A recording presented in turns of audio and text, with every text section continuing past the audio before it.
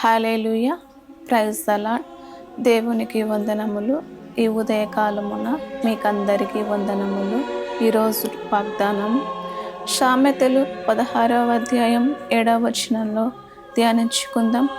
ఒకని ప్రవర్తన యెహోవాకు ప్రీతికరమగునప్పుడు ఆయన వాని శత్రువులను సహా వానికి మిత్రులుగా చేయును. మనము యెహోవాకు ప్రీతికరముగా ఉండాలి అంటే మనము యేసయ్యకు ఇష్టముగా ఉండాలి. మనము మనుషులకు ఇష్టముగా ఉండడం కాదు, కానీ స్నేహితులకు ఇష్టముగా ఉండడం కాదు, కానీ అయితే మన దేవుడికి మనం ప్రీతికరముగా అంటే ఇష్టముగా ఉండాలి.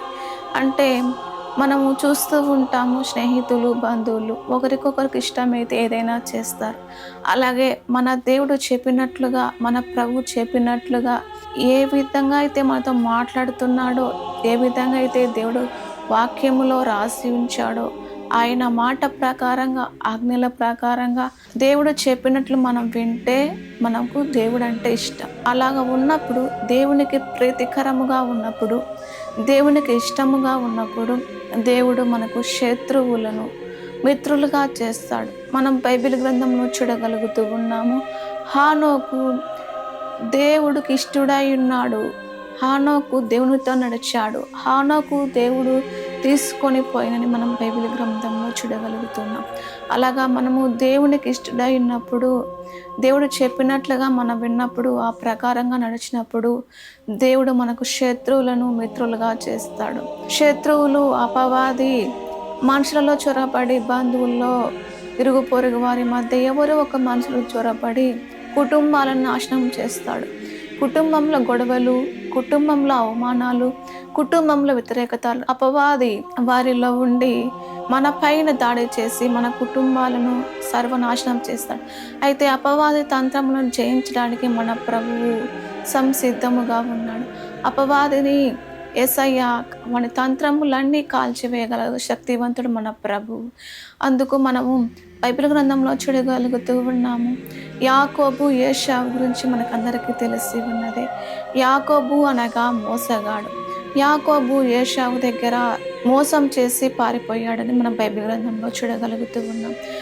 ఎంత సంపాదించినా, ఎంత పనివారు ఉన్నా, భార్యలు ఉన్నప్పటికీ యాకోబుకు సమాధానము లేదు. దేవునికి ప్రవర్తన విషయంలో నమ్మకముగా లేడు, మోసగాడు. ఏసేపు వస్తూ ఉన్నాడని 400 మందితో. అప్పుడు యాకోబు భయపడి దేవునితో రాత్రి అంతయు పోరాడి ఆశీర్వదించు అని దేవునితో బ్రతిమలాడుకున్నాడు యాకోబు. అలాగా మనము దేవుని దగ్గర మన ప్రవర్తన మనం సరి చేసుకున్నప్పుడు, దేవునికి ఇష్టముగా ఉన్నప్పుడు శత్రువులను కూడా మిత్రులు చేస్తాడు. యాకోబు ఏ విధంగా అయితే రాత్రి అంతా ప్రార్థించాడో, మనము కూడా మన ప్రవర్తన విషయంలో మనమే దేవుని సన్నిధిలో ప్రార్థిస్తూ మనము ఆయన సన్నిధిలో మొరపెట్టినప్పుడు మన ప్రవర్తనను ఆయనకు ఇష్టపూర్వకముగా మన ప్రవర్తనను మారుస్తాడు. ఒక మనిషి నీ ప్రవర్తన మార్చలేడు, కానీ మన ప్రభు మన ప్రవర్తనను మార్చి మన సరిచేసి ఆయన వల్లే మనల్ని మారుస్తాడు. ఏ విధంగా అయితే ఏశావు వస్తూ ఉన్నాడని యాకోబు భయపడి ప్రార్థించాడో, అప్పుడు దేవుడు అక్కడ కార్యము చేశాడు. ఏశావు అతని పైన కనికరపడి ముద్దు పెట్టుకున్నట్లుగా మనం బైబిల్ గ్రంథంలో చూడగలుగుతాం. దేవునికి ఇష్టముగా ఉండాలి, దేవునికి నమ్మకముగా ఉండాలి, యథార్థముగా ఉండాలి. ఆయన మాటకు మనం లోబడి ఉన్నప్పుడు, దేవుడికి మనం ఇష్టముగా ఉన్నప్పుడు, మన ప్రవర్తనను ఆయనకు నచ్చినట్లుగా ఉన్నప్పుడు దేవుడే వారిని మిత్రులుగా చేసి మనకు సహాయము చేస్తాడు. ప్రార్థన చేసుకుందాం.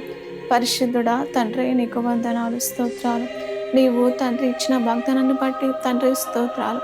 అయ్యా, నీకు ప్రీతికరముగా ఉన్నప్పుడు శత్రువులను మిత్రులుగా చేసని వాగ్దానం చేసిన తండ్రి స్తోత్రాలు. ఈ వాగ్దానము నాయన తండ్రి మా పట్ల నెరవేర్చి మీరు సహాయం దయచేయమని యేసు నామములో ప్రార్థిస్తున్నాము తండ్రి. ఆమేన్.